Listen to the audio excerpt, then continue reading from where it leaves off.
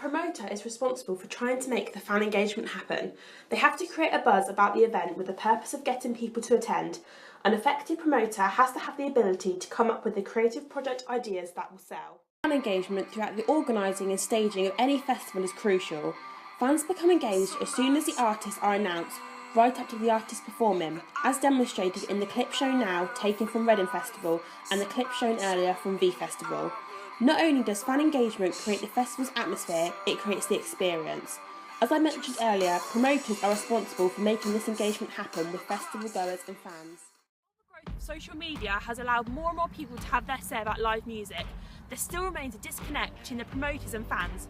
For promoters, putting on live music continues to be a very entrepreneurial activity where instinct, experience and gut feeling guide promoters in deciding what acts to put on and where.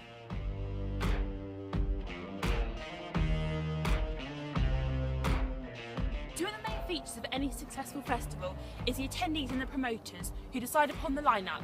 Without both features, there wouldn't be a festival. So why is there such a disconnect between the two? To improve the link, surely festival goers and fans should have a say or decide upon the lineup of the festival.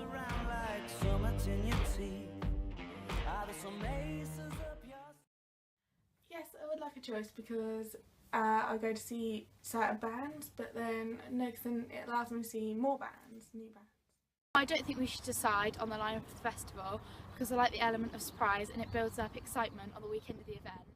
If I'm paying like £200 for a ticket, I do expect some choice. Of course, there are two sides to this question. A 2012 Mintower report concluded that in a survey of 457 people, 12% said that they would have a strong attitude towards the idea of being able to influence a lineup through voting on social media or a forum. Also, 9% said that they would pledge to buy tickets to see certain acts in advance, so promoters could crowdsource acts. It is also believed that the importance of choice leads to engagement. Experience and engagement is very much about freedom and escapism. Barry Schwartz suggests in The Paradox of Choice that to maximise freedom you have to maximise choice. There has been a slight progression because this year's Isle of Wight Festival is asking fans to vote for their top 5 most wanted acts to appear on the lineup. Lastly, with attendees paying on average £120 for a weekend festival ticket without camping, surely they should at least have a say on what artists they want to see. However, there is a viewpoint to explain why the idea of choice is not necessary when letting attendees choose a lineup. Live music is one of the largest areas of leisure spending, also the fastest growing. Although much of the industry has been affected by limited economic growth, it's proven to be the most resilient due to the chance to escape from reality. So the view is that if the idea of a festival is purely for escapism, why would attendees care so much who plays the festival, as long as they get a chance to escape from the rounds of everyday life and come to a place like this? Barry Schwartz also makes the point that choice isn't always a good thing, and that at some point too many choices is as bad as no choice at all. On a more of a sociological and economic point, there is an idea of the rational choice theory, meaning that people are often more motivated by money and the costs and benefits of any action before deciding what to do. In this instance, good promoters know how the system works and often use experience and their own expertise to make profitable decisions. So if they put the decision in the hands of fans, it could jeopardise the festival's profits.